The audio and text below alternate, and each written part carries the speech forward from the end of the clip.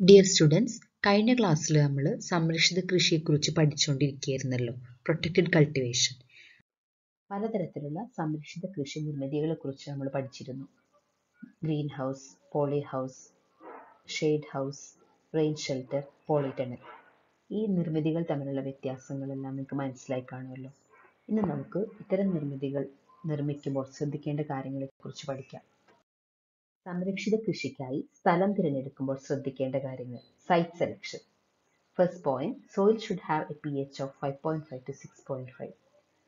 മണ്ണാണല്ലോ കൃഷിക്ക് ഏറ്റവും അത്യാവശ്യമായിട്ടുള്ള, ഏറ്റവും പ്രധാനമായിട്ടുള്ള ഒരു ഘടകം. നമുക്ക് കഴിഞ്ഞ വർഷം പഠിച്ചതാണ്, ചെടികൾക്ക് ന്യൂട്രൽ pH ആണ് കൂടുതൽ ഇഷ്ടം. അതായത് pH ഏകദേശം 5.5 മുതൽ 6.5 വരെയൊക്കെ ഉള്ളത്. അത്തരം മണ്ണിലാണ് ചെടികൾ നന്നായിട്ട് വളരുന്നത്. അപ്പോൾ നല്ല ഗുണമേന്മയുള്ള മണ്ണുള്ള സ്ഥലമായിരിക്കണം തിരഞ്ഞെടുക്കേണ്ടത്. രണ്ടാമത്തെ point, availability of continuous source of quality water.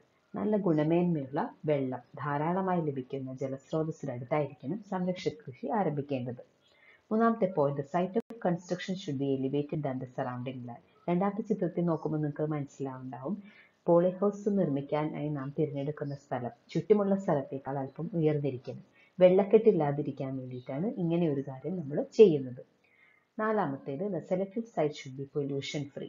മലിനീകരണമൊന്നുമില്ലാത്ത, അന്തരീക്ഷ മലിനീകരണം, മണ്ണ് മലിനീകരണം, ജലമലിനീകരണം ഒന്നുമില്ലാത്ത ഒരു സ്ഥലത്തായിരിക്കണം സംരക്ഷിത കൃഷി നാം ആരംഭിക്കേണ്ടത്. അഞ്ചാമത്തേത്, transportation facility to nearby market. ഗതാഗത സൗകര്യം ഉണ്ടായിരിക്കണം, അത് ഉറപ്പാക്കണം. ആറാമത്തേത്, availability of electricity and communication facility. നമ്മൾ കഴിഞ്ഞ ക്ലാസ്സിൽ പഠിച്ചപ്പോൾ നമുക്ക് മനസ്സിലായി കാണും, പോളി ഹൗസിനകത്തുള്ള പല പ്രവർത്തനങ്ങൾക്കും ഇലക്ട്രിസിറ്റി വളരെ അത്യാവശ്യമാണ്. അപ്പോൾ കറണ്ടും വാർത്താവിനിമയ സംവിധാനമുള്ള ഒരു സ്ഥലമായിരിക്കണം നമ്മൾ പ്രൊട്ടക്റ്റഡ് കൾട്ടിവേഷൻ സ്ട്രക്ചർ പണിയാനായിട്ട് തിരഞ്ഞെടുക്കേണ്ടത്. Orientation of protected cultivation structures. Poly house നിർമ്മിക്കുമ്പോൾ ശ്രദ്ധിക്കേണ്ട ഏറ്റവും പ്രധാനപ്പെട്ട ഒരു കാര്യമാണ് അതിൻ്റെ സ്ഥാനം അല്ലെങ്കിൽ ദിശ. ഓറിയന്റേഷൻ കൊണ്ട് അതാണ് ഉദ്ദേശിക്കുന്നത്. 3 കാലാവസ്ഥാ ഘടകങ്ങൾ പരിഗണിച്ചായിരിക്കണം പോളി ഹൗസിന്റെ ദിശ തീരുമാനിക്കേണ്ടത്. ലൈറ്റ് ഇന്റൻസിറ്റി അല്ലെങ്കിൽ സൂര്യപ്രകാശത്തിന്റെ തീവ്രത, വിൻഡ് ഡയറക്ഷൻ കാറ്റിന്റെ ദിശ, വിൻഡ് വെലോസിറ്റി കാറ്റിന്റെ വേഗത. ഈ ചിത്രത്തിൽ നോക്കൂ, ഇതിൽ കണ്ടിരിക്കുക നിങ്ങൾക്ക് ഗ്രീൻ ഹൗസിന്റെ വീതിയുള്ള ഭാഗം, അത് ഒരിക്കലും കാറ്റിന്റെ ദിശയ്ക്ക് അഭിമുഖമായി വരാൻ പാടില്ല. വീതി കുറഞ്ഞ ഭാഗമായിരിക്കണം കാറ്റിന്റെ ദിശയ്ക്ക് അഭിമുഖമായി വരാൻ പാടുള്ളൂ. അല്ലെങ്കിൽ കൂടുതൽ കേടുപാടുകൾ സംഭവിക്കാൻ സാധ്യതയുണ്ട്. ശക്തിയേറിയ കാറ്റ് വീശുമ്പോൾ വീതി കൂടിയ ഭാഗത്താണെങ്കിൽ കൂടുതലായിട്ട് കേടുപാടുകൾ വരും ഗ്രീൻ ഹൗസിന്. അതേസമയം വീതി കുറഞ്ഞ ഭാഗത്തിന് അഭിമുഖമായിട്ടാണ് കാറ്റ് വീശുന്നതെങ്കിൽ കുറച്ച് ഭാഗത്ത് മാത്രമേ ആ ശക്തിയേറിയ കാറ്റിന്റെ ഒരു ബലം വരുന്നുള്ളൂ. അതുകൊണ്ട് തന്നെ ഗ്രീൻ ഹൗസുകൾക്ക് കേടുപാടുകൾ സംഭവിക്കാനുള്ള സാധ്യത കുറയുകയും ചെയ്യും. അടുത്ത വരി നോക്കൂ, last sentence, north south orientation is best suited for Kerala. സൂര്യപ്രകാശത്തിന്റെ തീവ്രത വളരെ പ്രധാനമാണല്ലോ. സൂര്യന്റെ സ്ഥാനം അനുസരിച്ചാണ് ഈ ഓറിയന്റേഷൻ അല്ലെങ്കിൽ നമ്മുടെ പോളി ഹൗസിന്റെ ദിശ തീരുമാനിക്കേണ്ടത്. ഈ ചിത്രത്തിൽ നോക്കുമ്പോൾ നമുക്ക് മനസ്സിലാവുണ്ടാവും, കേരളത്തിന് ഏറ്റവും അനുയോജ്യമായത് തെക്ക് വടക്കൻ ദിശയാണ്. അങ്ങനെ പണിയുമ്പോൾ നിഴല് വീഴാതെ, ഈ പോളി ഹൗസിനകത്ത് നിഴൽ വീഴാതെ എപ്പോഴും എല്ലാ സ്ഥലത്തും വെയിൽ ലഭിക്കും.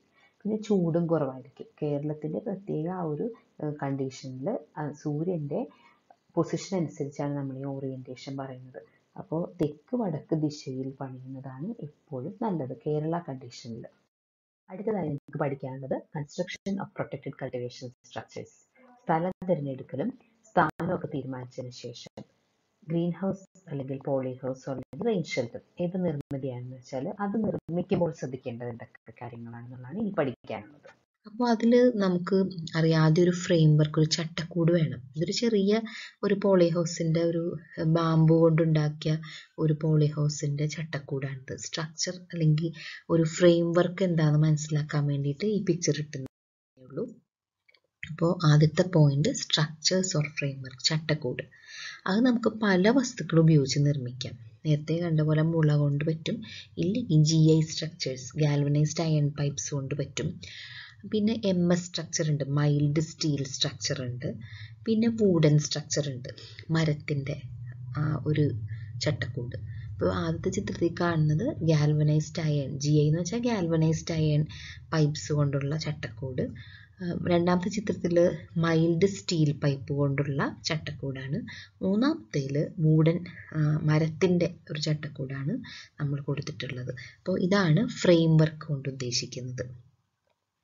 അപ്പോൾ ഈ ഫ്രെയിം വർക്ക് ആദ്യം നമ്മൾ പണിയണം. അതിനുശേഷം ഫ്രെയിം വർക്ക് പണിത് കഴിഞ്ഞാൽ പിന്നെ അതിനെ ആവരണം ചെയ്യാനുള്ള കവറിങ് മെറ്റീരിയൽ സെലക്ട് ചെയ്യണം. അങ്ങനത്തെ കവറിങ് മെറ്റീരിയലിനാണ് നമ്മൾ ക്ലാഡിംഗ് മെറ്റീരിയൽ എന്ന് പറയുന്നത്. 3 തരത്തിലുണ്ട്: flexible cladding material, rigid covering material, shade net. ആദ്യത്തേത് ഫ്ലെക്സിബിൾ ക്ലാഡിംഗ് മെറ്റീരിയൽ ആണിത്. പോളിഹൗസുകൾ നിർമ്മിക്കാനായിട്ട് നമ്മൾ ഉപയോഗിക്കുന്ന പോളിത്തീൻ ഷീറ്റ്സ് ആണ് ഉദാഹരണം. എങ്ങനെ വേണമെങ്കിലും മടക്ക് നിവർത്തിയൊക്കെ ചെയ്യാവുന്ന ക്ലാഡിംഗ് മെറ്റീരിയൽസ് ആണ് ഫ്ലെക്സിബിൾ ക്ലാഡിംഗ് മെറ്റീരിയൽസ്. രണ്ടാമത്തത് റിജിഡ് കവറിംഗ് മെറ്റീരിയൽ ആണ്. റിജിഡ് കവറിംഗ് മെറ്റീരിയൽ എന്ന് വെച്ചാൽ നല്ല ഉറപ്പുള്ളതായിരിക്കും. എളുപ്പത്തിൽ മടക്കാനും നിവർത്താനും നമുക്ക് പറ്റില്ല. എക്സാമ്പിൾ ഗ്ലാസ് അല്ലെങ്കിൽ FRP sheet, fibre reinforced plastic sheet. ഇത് നമ്മൾ ഗ്ലാസ് ഹൗസ് നിർമ്മിക്കാനാണ് ഉപയോഗിക്കാറ്. മൂന്നാമത്തേത് ഷെയ്ഡ് ഹൗസുകൾ നിർമ്മിക്കാനായിട്ട് ഉപയോഗിക്കുന്ന, ഷെയ്ഡ് ഹൗസുകൾ നിർമ്മിക്കുമ്പോൾ ആവരണത്തിനായിട്ട് ഉപയോഗിക്കുന്ന തണൽ വലകൾ. അത് പല നിറത്തിൽ, പച്ച, കറുപ്പ്, ചുവപ്പ് നിറത്തിൽ പല അളവിൽ സൂര്യപ്രകാശം കടത്തിവിടുന്ന തണൽ വലകളുണ്ട്. അപ്പോൾ ഇതാണ് ക്ലാഡിംഗ് മെറ്റീരിയലിൽ ആവരണത്തിനായിട്ട് ഉപയോഗിക്കുന്ന വസ്തുക്കൾ. അടുത്തത് ഗട്ടേഴ്സ്. അത് നിങ്ങളുടെ വീടുകളിലും പലപ്പോഴും കണ്ടിട്ടുണ്ടാവും. പാത്തികൾ, വെള്ളം ഒഴുകി പോകാനുള്ള പാത്തികളാണ് gutters. To collect and remove rain water from the top. മേൽക്കൂരയിൽ പതിക്കുന്ന മഴവെള്ളം ശേഖരിച്ച് അത് പുറമേക്ക് ഒഴുക്കിക്കളയാൻ വേണ്ടിയിട്ടുള്ള പാത്തികൾ, അതിനാണ് ഗട്ടേഴ്സ് എന്ന് പറയുന്നത്. നിങ്ങൾക്ക് ചിത്രത്തിലുള്ള ക്ലിയർ ആയിട്ട് അത് കാണാൻ പറ്റുന്നുണ്ടല്ലോ. മറ്റൊരു പ്രധാന കാര്യം നമ്മൾ ശ്രദ്ധിക്കേണ്ടത് വെന്റിലേഷൻ സിസ്റ്റമാണ്. വായു സഞ്ചാരം ഉറപ്പാക്കുക. എങ്കിൽ മാത്രമേ പോളിഹൗസിനകത്ത് നമ്മൾ കൃഷി ചെയ്യുന്ന ചെടികൾക്ക് ശരിയായ രീതിയിലുള്ള വളർച്ച ലഭിക്കും. അപ്പോൾ ventilation involves removing air from inside the green house and replacing it with outside air. Ventilation കൊണ്ട് ഉദ്ദേശിക്കുന്നത് പോളിഹൗസിനകത്തുള്ള ചൂട് വായു പുറത്തേക്ക് കടത്തിവിടുകയും പുറമേ നിന്നുള്ള നല്ല വായു അകത്തേക്ക് പ്രവേശിക്കാനുമുള്ള ഒരു സജ്ജീകരണം ഉറപ്പാക്കുക എന്നുള്ളതാണ്. 2 തരത്തിൽ നമുക്ക് വെന്റിലേഷൻ പ്രൊവൈഡ് ചെയ്യാൻ പറ്റും. ഒന്ന് നാച്ചുറൽ അല്ലെങ്കിൽ പ്രകൃതിദത്തമായ രീതിയിലുള്ള വായുസഞ്ചാരം ഉറപ്പാക്കൽ. രണ്ടാമത്തേത് mechanical or induced using fans, mechanical യാന്ത്രികമായിട്ടുള്ള ചില മാർഗങ്ങൾ. അപ്പോൾ ഈ ചിത്രത്തിൽ നമുക്ക് നാച്ചുറൽ വെന്റിലേഷൻ ആണ് കാണാൻ സാധിക്കുന്നത്. നമ്മളുടെ വീട്ടിലും എല്ലാം നമ്മൾ വെന്റിലേറ്റേഴ്സ് പ്രൊവൈഡ് ചെയ്യാറുണ്ട്. അപ്പോൾ പ്രകൃതിദത്തമായിട്ട് തന്നെ വായു സഞ്ചാരം ഉറപ്പാക്കാൻ വേണ്ടിയിട്ടാണ് നമ്മൾ വെന്റിലേറ്റേഴ്സ് പണിയുന്നതും ജനലുകൾ തുറന്നിടുന്നതൊക്കെ. അതുപോലെ ഇപ്പോൾ ഈ ചിത്രത്തിലുള്ളത് പോളിഹൗസിൻ്റെ മുകളിൽ നിങ്ങൾക്ക് കാണാൻ സാധിക്കുന്നുണ്ടാവും, മേൽക്കൂരയിൽ ഒരു ഗ്യാപ്പ് ഉണ്ട്. അപ്പോൾ ആ ഗ്യാപ്പാണ് നമ്മളുടെ ഈ വായുസഞ്ചാരം ഉറപ്പാക്കുന്ന ഒരു ഇതെന്ന് പറയുന്നത്. ഈ ഗ്യാപ്പാണിത്. പിന്നെ വേറൊന്ന്, സൈഡിൽ വലകൾ കാണാൻ സാധിക്കുന്നുണ്ടാവും. സൈഡ് വാളിൽ വല ഫിറ്റ് ചെയ്തിട്ടുണ്ട്. അതിലെയും വായുസഞ്ചാരം നമുക്ക് ഉറപ്പാക്കാൻ സാധിക്കും. അടുത്തത് mechanical or induced using fans ആണ്. അത് നമുക്കിപ്പോൾ ഈ ചിത്രത്തിൽ കാണാൻ സാധിക്കുന്ന പോലെ എക്സോസ്റ്റ് ഫാൻ. നമ്മളുടെ വീട്ടിലും എക്സോസ്റ്റ് ഫാൻ ഉണ്ടാവാറുണ്ട്. അകത്തുള്ള ചൂട് വായു പുറത്തേക്ക് കളഞ്ഞിട്ട് പുറത്തുനിന്നുള്ള നല്ല വായു അകത്തേക്ക് പ്രവേശിക്കാനുള്ള ഒരു യാന്ത്രിക സംവിധാനമാണ് ഈ എക്സോസ്റ്റ് ഫാൻ. അപ്പോൾ അതൊരു മെക്കാനിക്കൽ മെത്തേഡാണ്. പിന്നെ ഈ ചിത്രം നോക്കൂ, ഗ്രീൻ ഹൗസിനകത്ത് ഫാൻ ഫിറ്റ് ചെയ്തിട്ടുള്ളതാണ് ചെടികളെ തണുപ്പിക്കാൻ വേണ്ടിയിട്ട്. ഗ്രീൻ ഹൗസിനകത്തെ താപനില നിയന്ത്രിക്കാൻ വേണ്ടിയിട്ട്, വായുസഞ്ചാരം ഉറപ്പാക്കാൻ വേണ്ടി. ഇതാണ് mechanical or induced using fans കൊണ്ട് ഉദ്ദേശിക്കുന്നത്. അപ്പോൾ വെന്റിലേഷൻ സിസ്റ്റം 2 തരത്തിലുണ്ട്. പ്രകൃതിദത്തമായിട്ട് നമുക്ക് വെന്റിലേറ്ററുകൾ പ്രൊവൈഡ് ചെയ്തുകൊണ്ട് സാധാരണഗതിയിലുള്ള വായുസഞ്ചാരം ഉറപ്പാക്കാം. അതുകൂടാതെ മെക്കാനിക്കൽ, മെഷീൻ, ഇവിടെ ഉദ്ദേശിക്കുന്ന ഫാനാണ് എക്സോസ്റ്റ് ഫാൻ അല്ലെങ്കിൽ സാധാരണ ഫാൻ. എക്സോസ്റ്റ് ഫാൻ ഉപയോഗിക്കുന്നത് പുറമേ നിന്നുള്ള നല്ല വായു അകത്തേക്ക് പ്രവേശിക്കാനും അകത്തുള്ള ചൂടുവായു പുറത്തേക്ക് പോകാൻ വേണ്ടിയിട്ട്. അകത്തുള്ള ആ വായു സഞ്ചാരം ഉറപ്പാക്കാൻ വേണ്ടിയിട്ട് പോളിഹൗസിനകത്ത് നമുക്ക് ഫാൻ ഫിറ്റ് ചെയ്യാൻ പറ്റും. അപ്പോൾ ഇതാണ് വെന്റിലേഷൻ സിസ്റ്റത്തിൽ നമുക്ക് പഠിക്കാനുള്ളത്. അടുത്ത പോയിന്റ് ക്ലൈമറ്റ് കൺട്രോൾ സിസ്റ്റംസ് ആണ്. ഏതെല്ലാം കാലാവസ്ഥാ ഘടകങ്ങളാണ് നിയന്ത്രിക്കേണ്ടതെന്നാണ് പറഞ്ഞിരിക്കുന്നത് ഈ സ്ലൈഡിൽ. പോളിഹൗസിനകത്ത് നമുക്ക് പുറമേയുള്ള കൃഷി പോലെയല്ല. പുറമേയുള്ള കൃഷിയിൽ നമുക്ക് കാലാവസ്ഥയെ നമുക്ക് കൺട്രോൾ ചെയ്യാൻ പറ്റില്ല. മഴ വന്നാൽ മഴയായിരിക്കും, വെയിലാണെങ്കിൽ വെയിൽ, മഞ്ഞുവീഴ്ചയാണെങ്കിൽ മഞ്ഞുവീഴ്ച, സാധാരണ ഒരു കൃഷിയിടത്തിലാണെങ്കിൽ. പക്ഷേ പോളിഹൗസിനകത്ത് നമുക്ക് കാലാവസ്ഥാ ഘടകങ്ങളിൽ മാറ്റം വരുത്താൻ പറ്റും. അപ്പോൾ പ്രധാനമായിട്ടും 5 കാലാവസ്ഥാ ഘടകങ്ങളിലാണ് മാറ്റങ്ങൾ വരുത്താൻ പറ്റുന്നത്. അപ്പോൾ ഇത് എക്സാമിന് ഒരു പ്രധാനപ്പെട്ട ചോദ്യമാണ്. ഏതെല്ലാമാണ് 5 ഘടകങ്ങൾ, കാലാവസ്ഥാ ഘടകങ്ങൾ ഈ പോളിഹൗസിനകത്ത് മാറ്റം വരുത്താൻ പറ്റിയിട്ടുള്ളത്? അതിൽ ഒന്നാമത്തത് സോളാർ റേഡിയേഷൻ ഓർ ലൈറ്റ്, സൂര്യപ്രകാശത്തിൻ്റെ തീവ്രത അല്ലെങ്കിൽ സൂര്യപ്രകാശം. അടുത്തത് ടെമ്പറേച്ചർ, താപനില. മൂന്നാമത്തത് carbon dioxide concentration, carbon ഡൈ ഓക്സൈഡിൻ്റെ അളവ്. നാലാമത്തത് ഹ്യൂമിഡിറ്റി, എന്നുവെച്ചാൽ ആർദ്രത, അന്തരീക്ഷത്തിലെ ഈർപ്പം. അഞ്ചാമത്തെ പോയിന്റ് എയർ മൂവ്മെന്റ്, വായുസഞ്ചാരം. അപ്പോൾ ഈ 5 കാലാവസ്ഥാ ഘടകങ്ങളാണ് നമുക്ക് അഡ്ജസ്റ്റ് ചെയ്യാൻ പറ്റുന്നത് പോളിഹൗസിനകത്തുള്ളത്. Solar radiation or light, temperature, carbon dioxide concentration, humidity, air movement. അടുത്ത പോയിന്റ്, നമ്മൾ ഈ കാലാവസ്ഥാ ഘടകങ്ങളിലൊക്കെ മാറ്റം വരുത്തണമെങ്കിൽ നമുക്ക് പല ഉപകരണങ്ങൾ വെച്ച് അത് മെഷർ ചെയ്യണം. അതിന് വേണ്ടിയിട്ട് നമ്മൾ ഉപയോഗിക്കുന്ന ഉപകരണങ്ങൾ, ഇൻസ്ട്രുമെന്റ്സ് ഏതൊക്കെയാണെന്ന്. EC ആൻഡ് PH മീറ്റർ ഒന്നാമത്തത്. രണ്ടാമത്തത് ടെൻസിയോമീറ്റർ. EC ആൻഡ് PH മീറ്റർ എന്ന് പറയുന്നത് ആദ്യ ചിത്രത്തിൽ കാണാം. അത് നമ്മൾ ജലസേചനത്തിന് ഉപയോഗിക്കുന്ന വെള്ളത്തിൻ്റെ ഇലക്ട്രിക്കൽ കണ്ടക്ടിവിറ്റിയും pHും ചെക്ക് ചെയ്യാനുള്ള ഒരു ഇതാണ് EC ആൻഡ് PH മീറ്റർ. മണ്ണിൻ്റെ ECയും PH നോക്കാനും നമുക്ക് EC ആൻഡ് PH മീറ്റർ ഉപയോഗിക്കും. അടുത്തത് ടെൻസിയോമീറ്റർ. അത് സോയിൽ മോയ്സ്ചർ, മണ്ണിലുള്ള ഈർപ്പത്തിൻ്റെ അളവ് ചെക്ക് ചെയ്യാനുള്ള ഒരു ഉപകരണമാണ് ടെൻസിയോമീറ്റർ. ഇതാണ് ഈ ചിത്രത്തിൽ കാണുന്നത്. അടുത്തത് dry and wet bulb thermometer. നമ്മൾ കഴിഞ്ഞ വർഷം സ്റ്റീവൻസൺ സ്ക്രീനിൻ്റെ അകത്ത് ഇങ്ങനെ dry and wet bulb thermometer ഉണ്ടെന്ന് പഠിച്ചിട്ടുണ്ട്. അത് നമുക്ക് ഹ്യൂമിഡിറ്റി അളക്കാൻ വേണ്ടിയിട്ടാണ് നമ്മൾ ഈ ഡ്രൈ ആൻഡ് വെറ്റ് ബൾബ് തെർമോമീറ്ററിൻ്റെ റീഡിങ്സ് ഉപയോഗിക്കുന്നത്. അടുത്തത് ലക്സ് മീറ്റർ ആണ്. അതും കഴിഞ്ഞ വർഷം പഠിച്ചാണ്. സൺലൈറ്റിൻ്റെ ഇൻറ്റൻസിറ്റി അളക്കാനുള്ള ഉപകരണമാണ് ലക്സ് മീറ്റർ. അപ്പോൾ ഈ 4 ഉപകരണങ്ങളാണ്. അടുത്ത പ്രധാനപ്പെട്ട ഒരു ഉപകരണമാണ് കാർബൺ ഡൈ ഓക്സൈഡ് അനലൈസർ. നമുക്കറിയാം ചെടികളുടെ വളർച്ചയ്ക്ക് ഓക്സിജൻ പോലെ തന്നെ വളരെ അത്യാവശ്യമായിട്ടുള്ള ഇതാണ് കാർബൺ ഡൈ ഓക്സൈഡ്. കാർബൺ ഡൈ ഓക്സൈഡിൻ്റെ അളവ് ഓരോ ഗ്രോത്ത് സ്റ്റേജിലും അത് വളരെ ഇമ്പോർട്ടൻ്റ് ആണ്. എന്നാലാണ് നമുക്ക് ചെടിയിൽ നിന്ന് നല്ല വിളവ് ലഭിക്കുകയുള്ളൂ. അപ്പോൾ ഈ കാർബൺ ഡൈ ഓക്സൈഡിൻ്റെ അളവ് പോളിഹൗസിനകത്തുള്ള അതിൻ്റെ അളവ് അറിയാൻ വേണ്ടിയിട്ട് ഉപയോഗിക്കുന്ന മെഷീനാണ് കാർബൺ ഡൈ ഓക്സൈഡ് അനലൈസർ. ആദ്യ ചിത്രത്തിൽ കാണാൻ സാധിക്കുന്നുണ്ടാവും. CO2 9.7% റീഡിങ്ങും കാണാൻ സാധിക്കുന്നുണ്ടാവും. അപ്പോൾ ശതമാനത്തിൽ നമുക്കറിയാം ആ പോളിഹൗസിനകത്തുള്ള കാർബൺ ഡൈ ഓക്സൈഡിൻ്റെ അളവ്. ppm പാർട്സ് പെർ മില്യണിൽ അറിയാനും പറ്റും. അപ്പോൾ അങ്ങനത്തെ മെഷീൻസ് ഉണ്ട്. അതാണ് കാർബൺ ഡൈ ഓക്സൈഡ് അനലൈസർ. അടുത്തത് ഹൈഗ്രോമീറ്റർ, രണ്ടാമത്തെ ചിത്രത്തിൽ കാണുന്നത്. അത് റിലേറ്റീവ് ഹ്യൂമിഡിറ്റി അളക്കാനുള്ളതാണ്. അത് ശതമാനത്തിലാണ് നമുക്ക് റിലേറ്റീവ് ഹ്യൂമിഡിറ്റി അറിയാൻ പറ്റുന്നത് ഈ മെഷീൻ ഉപയോഗിച്ച്. ഹൈഗ്രോമീറ്റർ പെർസെൻറ്റേജ് റിലേറ്റീവ് ഹ്യൂമിഡിറ്റി അറിയാനുള്ള മെഷീനാണിത്. പിന്നത്തെ 3 അനിമോമീറ്റർ, നമുക്കറിയാം കാറ്റിൻ്റെ വേഗത അളക്കാനുള്ളത്. വിൻഡ് വെയിൻ, കാറ്റിൻ്റെ ദിശ അറിയാനുള്ളത്. റെയിൻ ഗേജ്, മഴമാപിനി, മഴയുടെ അളവ് അറിയാനുള്ളത്. ഇത് 3 നമ്മൾ പോളിഹൗസിന് പുറത്ത് സ്ഥാപിക്കും. ആദ്യം പറഞ്ഞ ഉപകരണങ്ങൾ EC and PH meter, tensiometer, അങ്ങനെയുള്ള പിന്നെ carbon dioxide analyser, hygrometer, dry and wet bulb thermometer, lux meter, ഇതെല്ലാം നമ്മൾ പോളിഹൗസിൻ്റെ അകത്താണ് ഉപയോഗിക്കുന്നത്. ഈ അനിമോമീറ്ററും വിൻഡ് വെയിനും റെയിൻ ഗേജും പോളിഹൗസിൻ്റെ പുറത്താണ് സ്ഥാപിക്കുന്നത്. ഇറിഗേഷൻ സിസ്റ്റംസ്, പോളിഹൗസിനകത്തുള്ള ജലസേചന രീതികൾ. ആധുനിക ജലസേചന രീതികളാണ് സാധാരണ പോളിഹൗസിനകത്ത് ഉപയോഗിക്കാറ്. Drip irrigation, sprinkler irrigation, fog irrigation, mist irrigation, ഇതുപോലെയുള്ള ആധുനിക രീതികൾ. കഴിഞ്ഞ വർഷം ഈ ഇറിഗേഷൻ സിസ്റ്റംസ് എല്ലാം നിങ്ങൾ പഠിച്ചതാണ്. അപ്പോൾ നിങ്ങൾക്കത് അറിയായിരിക്കും. സാധാരണ നമ്മൾ കൃഷിയിടത്തിൽ നനയ്ക്കുന്നത് പോലെയുള്ള ആധുനിക രീതികളാണ് ജലസേചനത്തിനായി പോളിഹൗസിനകത്ത് ഉപയോഗിക്കുന്നത്. Agro techniques in protected cultivation. ഒരു പോളിഹൗസ് നിർമ്മിച്ചതിന് ശേഷം അതിനകത്ത് എങ്ങനെയാണ് കൃഷി ചെയ്യുന്നതെന്നാണ് ഇനി പഠിക്കാനുള്ളത്. കൃഷിയുടെ ആദ്യ പടി എന്ന് പറയുന്നത് നിലമൊരുക്കൽ അല്ലെങ്കിൽ ലാൻഡ് പ്രിപ്പറേഷൻ ആണ്. പോളിഹൗസിനകത്ത് നമുക്ക് മണ്ണിൽ കൃഷി ചെയ്യാം, അല്ലെങ്കിൽ മണ്ണല്ലാത്ത മാധ്യമങ്ങളിൽ കൃഷി ചെയ്യാൻ പറ്റും. മണ്ണല്ലാത്ത മാധ്യമങ്ങളിൽ ഏറ്റവും പ്രധാനം ചകിരിച്ചോറ്, കൊക്കോപീറ്റ്. വേറൊന്ന് വെർമിക്കുലൈറ്റ്. മൂന്നാമത്തത് പെർലൈറ്റ്. ഇനിയും പല മെറ്റീരിയൽസും ഉണ്ട്. കോമൺ ആയിട്ട് നമ്മൾ ഉപയോഗിക്കുന്ന മണ്ണല്ലാത്ത മാധ്യമങ്ങൾ കൊക്കോപീറ്റ്, വെർമിക്കുലൈറ്റ്, പെർലൈറ്റ്. ഈ ചിത്രത്തിൽ നിങ്ങൾക്ക് ആദ്യം കാണുന്നത് മണ്ണ്, രണ്ടാമത്തത് ചകിരിച്ചോറ്, മൂന്നാമത്തത് വെർമിക്കുലൈറ്റ്, നാലാമത്തത് പെർലൈറ്റ്. ഇത്തരം മണ്ണ് അല്ലെങ്കിൽ മണ്ണല്ലാത്ത മാധ്യമങ്ങളിൽ നമുക്ക് ചെടികൾ കൃഷി ചെയ്യാവുന്നതാണ്. പ്രത്യേകം ശ്രദ്ധിക്കേണ്ട കാര്യം, sterilisation of soil should be done using physical or chemical methods. മണ്ണ് അല്ലെങ്കിൽ മണ്ണല്ലാത്ത ഏത് മാധ്യമമാണോ നമ്മൾ ഉപയോഗിക്കുന്നത് അതിൻ്റെ അണുനശീകരണം വളരെ പ്രധാനമാണ്.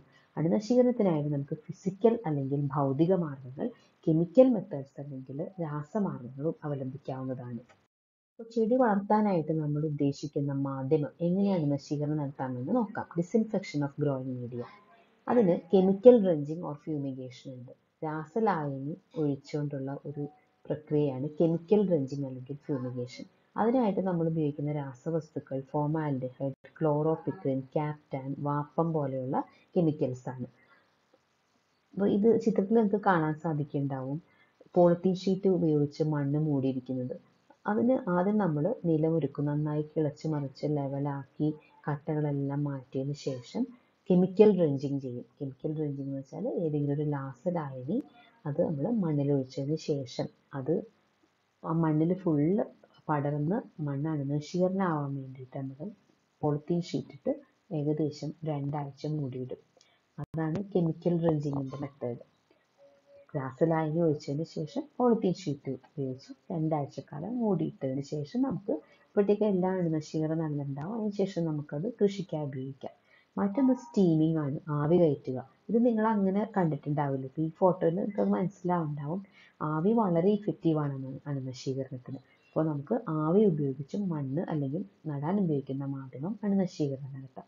മറ്റൊന്ന് പാസ്ചറൈസേഷൻ, ചൂടാക്കുക, സോളറൈസേഷൻ, സൂര്യതാപീകരണം എന്ന് പറയും. അത് നിങ്ങൾ കഴിഞ്ഞ വർഷം പഠിച്ചിട്ടുള്ളതാണ്. നമുക്ക് കൃഷിക്കായി ഉപയോഗിക്കുന്ന മാധ്യമം നന്നായി നിരത്തിയതിന് ശേഷം അല്പം വെള്ളം ഒഴിച്ചതിന് ശേഷം നമ്മൾ സുതാര്യമായ പോളിത്തീൻ ഷീറ്റ് ഉപയോഗിച്ച് മൂടിയിടണം. ഏകദേശം 1 മാസം അങ്ങനെ ചെയ്യണം. അപ്പോൾ സൂര്യപ്രകാശമൊക്കെ വീണ് ഇതിൻ്റെ അകത്ത് നല്ലതായിട്ട് ചൂടാവുകയും ചെയ്യും, എല്ലാ അണുക്കളും നശിക്കുകയും ചെയ്യും. അപ്പോൾ ഇതാണ് ഡിസിൻഫെക്ഷൻ ഓഫ് ഗ്രോയിങ് മീഡിയയിൽ പറയാനുള്ളത്. After soil solarization, beds are to be prepared properly according to the crop to be planted and greenhouse structure. അത് പറഞ്ഞിട്ടുള്ളത് നമ്മൾ മണ്ണ് അല്ലെങ്കിൽ ഏത് മാധ്യമമാണോ നടാൻ ഉദ്ദേശിക്കുന്നത് അത് അണുനശീകരണം ചെയ്തതിന് ശേഷം വാരങ്ങൾ എടുക്കണം. ബെഡ്സ് ഈ ചിത്രത്തിൽ നിങ്ങൾക്ക് കാണാൻ സാധിക്കുന്നുണ്ടല്ലോ. അപ്പോൾ നമ്മുടെ ഗ്രീൻ ഹൗസിൻ്റെ ആ ഒരു വലിപ്പവും ഏത് ചെടിയാണ് നടേണ്ടത് എന്നുള്ളതൊക്കെ തീരുമാനിച്ചതിന് ശേഷം അതനുസരിച്ചുള്ള വാരങ്ങൾ നമ്മൾ പോളിഹൗസിനകത്ത് ക്രമീകരിക്കണം. Leave sufficient space for main pathway. ഈ വാരങ്ങളൊക്കെ നിർമ്മിക്കുമ്പോൾ നമ്മൾ പ്രധാനമായിട്ടൊരു പാത ഈ ചിത്രത്തിൽ കാണുന്ന പോലെ നടുക്കൊരു പ്രധാന പാത നമുക്ക് നടക്കാനായിട്ടുള്ള ഒരു പ്രധാന പാതയും സജ്ജീകരിക്കണം. പിന്നെ ഈ വാരങ്ങളുടെ ഇടയിലും അത്യാവശ്യം ചെറിയൊരു ഗ്യാപ്പ് കൊടുക്കുകയും വേണം. ലാൻഡ് പ്രിപ്പറേഷൻ, ബെഡ് പ്രിപ്പറേഷൻ എല്ലാം ചെയ്തു കഴിഞ്ഞാൽ നമുക്ക് പ്ലാന്റിങ് ചെയ്യാൻ പറ്റുമല്ലോ, ചെടികൾ നടാം. അപ്പോൾ അതിൽ ശ്രദ്ധിക്കേണ്ട കാര്യങ്ങൾ: ഒന്ന്, select high yielding hybrid seeds, അത്യുൽപാദന ശേഷിയുള്ള സങ്കര ഇനം വിത്തുകൾ ഉപയോഗിക്കാൻ ശ്രദ്ധിക്കണം. രണ്ടാമത്തത്, crop selection should be suitable for protective cultivation. അത് വളരെ ഇമ്പോർട്ടൻ്റ് ആണ്. പോളിഹൗസിനകത്ത് കൃഷി ചെയ്യാൻ പറ്റുന്ന ചെടികളായിരിക്കണം നമ്മൾ സെലക്ട് ചെയ്യേണ്ടത്. മൂന്നാമത്തെ point, vertical growing crops are more suitable for protective cultivation. സാധാരണ നമ്മൾ പച്ചക്കറി വിളകളും ഫ്ലവർ ക്രോപ്സും ചില ഫ്രൂട്ട് ക്രോപ്സും ഒക്കെയാണല്ലോ പ്രൊട്ടക്റ്റീവ് കൾട്ടിവേഷൻ്റെ കൃഷി ചെയ്യാറ്. അപ്പോൾ നേരെ വളരുന്ന, മുകളിലേക്ക് വളരുന്ന സ്വഭാവമുള്ള വെർട്ടിക്കൽ ഗ്രോയിങ് ആയിട്ടുള്ള ചെടികളാണ് എപ്പോഴും പോളിഹൗസിനകത്ത് കൃഷി ചെയ്യാൻ ഏറ്റവും അനുയോജ്യമായിട്ടുള്ളത്. അതിന് എക്സാമ്പിളാണ് salad, cucumber, tomato, cowpea, capsicum. അടുത്തത്, grafted vegetable seedlings can also be used. നിങ്ങൾ കഴിഞ്ഞ വർഷം വെജിറ്റബിൾ ഗ്രാഫ്റ്റിംഗ് പഠിച്ചതാണല്ലോ. ഈ ചിത്രത്തിൽ നോക്കൂ, നിവർന്ന് വളരുന്ന, വെർട്ടിക്കലായിട്ട് വളരുന്ന ചെടികളായിട്ടുള്ള തക്കാളി നമ്മൾ പടർത്തി കൊടുത്തു കഴിഞ്ഞാൽ നല്ലതായിട്ട് വളരുന്ന സാലഡ്, കുക്കുംബർ, ക്യാപ്സിക്കം പോലുള്ള ചെടികൾ. പിന്നെ നേരത്തെ പറഞ്ഞതുപോലെ വെജിറ്റബിൾ ഗ്രാഫ്റ്റിംഗ് ചെയ്ത തൈകൾ. ഇതൊക്കെയാണ് പോളിഹൗസിനകത്ത് കൃഷി ചെയ്യാനായിട്ട് ഏറ്റവും അനുയോജ്യമായിട്ടുള്ളത്. അടുത്ത പ്രധാനപ്പെട്ട ഒരു കാര്യം നമ്മൾ ശ്രദ്ധിക്കേണ്ടത് വളപ്രയോഗ രീതികളാണ്. സാധാരണയായി ഫെർട്ടിഗേഷൻ സിസ്റ്റമാണ് പോളിഹൗസിനകത്ത് ഉപയോഗിക്കാറ്. എന്താണ് ഈ fertigation? It's application of fertilisers along with irrigation method. ജലസേചനത്തിനായിട്ട് ഉപയോഗിക്കുന്ന വെള്ളത്തോടൊപ്പം വളങ്ങളും കലക്കി അത്തരത്തിലുള്ള വെള്ളം ആണ് നമ്മൾ ജലസേചനത്തിനായിട്ട് ഉപയോഗിക്കുന്നത്. അതാണ് പോളിഹൗസിനകത്ത് സാധാരണയായിട്ട് ചെയ്യാറ്. The fertiliser should be highly soluble in water. അങ്ങനെ ഉപയോഗിക്കുന്ന രാസവളം വെള്ളത്തിൽ നന്നായി കലങ്ങിച്ചേരുന്നതായിരിക്കണം. സാധാരണ നമ്മൾ ഉപയോഗിക്കാറ് 19:19:19 എന്ന് പറയുന്ന NPK മിക്സ്ചർ വളമാണ്. അതിൻ്റെ ചിത്രമാണ് രണ്ടാമതായിട്ട് കൊടുത്തിട്ടുള്ളത്. ആദ്യ ചിത്രത്തിൽ നമുക്ക് കാണാൻ സാധിക്കുന്നത് ഒരു ഫെർട്ടിഗേഷൻ സിസ്റ്റമാണ്. അവിടെ നമ്മൾ വളവും വെള്ളവും കൂടെ കലക്കി ചേർക്കാനുള്ള ടാങ്കുകൾ കാണുന്നുണ്ടായിരുന്നു. പിന്നെ ഇത് അരിച്ച് കരടെല്ലാം ഇല്ലാതാക്കാനായിട്ട് അരിക്കാനുള്ള ഫിൽറ്റർ സിസ്റ്റംസ് ഉണ്ട്. എന്നിട്ട് നമ്മൾ ഡ്രിപ്പ് സിസ്റ്റം വഴിയാണ് ഈ വെള്ളം വളവും കൂടെയുള്ള ആ ഒരു ലായനി ചെടികൾക്ക് നനയ്ക്കാനായിട്ട് ഉപയോഗിക്കുന്നത്. ഇന്റർ കൾട്ടിവേഷൻ, ചെടികൾ നട്ടതിന് ശേഷമുള്ള പരിപാലന മുറകളെയാണ് ഇന്റർ കൾട്ടിവേഷൻ എന്ന് പറയുന്നത്. അതിൽ പ്രധാനമായിട്ട് 2 കാര്യങ്ങളാണ് ശ്രദ്ധിക്കേണ്ടത്. ഒന്ന്, ജലസേചനം, proper irrigation should be done. ശരിയായ രീതിയിലുള്ള ജലസ്ഥിതി ഉറപ്പാക്കണം. രണ്ടാമത്തത് weed growth should be controlled by plastic mulching.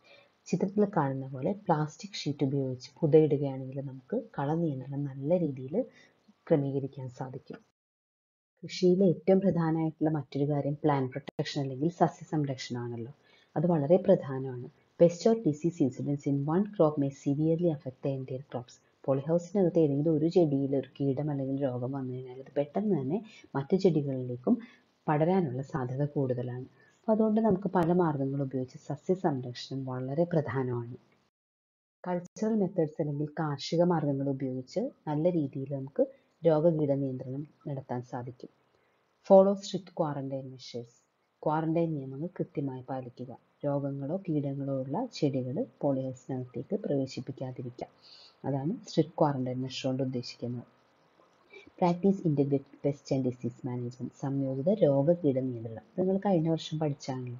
അപ്പോൾ സംയോജിത രോഗകീട നിയന്ത്രണമായിരിക്കണം നമ്മൾ പോളിഹൗസിനകത്ത് അനുവർത്തിക്കേണ്ടത്. Use insect proof nets. Ventilator നമ്മൾ കൊടുക്കുന്ന സമയത്ത് വെന്റിലേറ്റേഴ്സിലെല്ലാം തന്നെ ഇൻസെക്ട് പ്രൂഫ് നെറ്റ്സ്, ഇൻസെക്ട് കടക്കാതിരിക്കാനുള്ള തീരെ ചെറിയ കണ്ണിയകലത്തോടു കൂടിയുള്ള വലകൾ ഉപയോഗിക്കണം. അതാണ് യൂസ് ഇൻസെക്ട് പ്രൂഫ് നെറ്റ്സ്. നാലാമത്തത് each polyhouse should have a double door to prevent entry of insects and diseases.